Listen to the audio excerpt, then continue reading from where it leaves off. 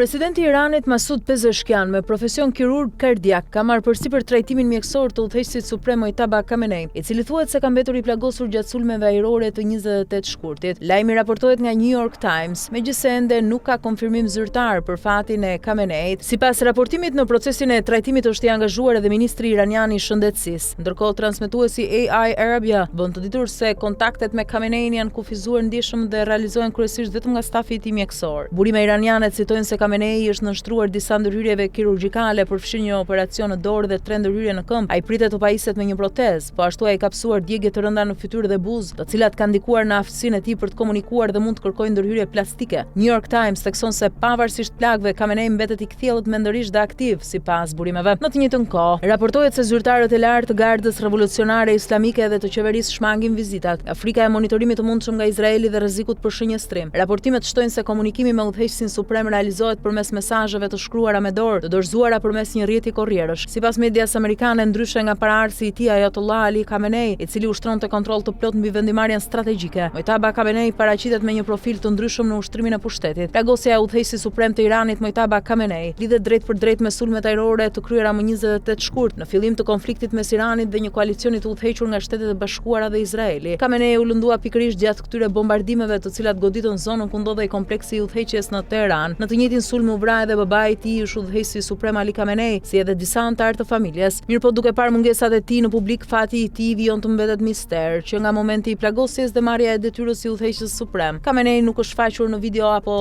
dalje publike.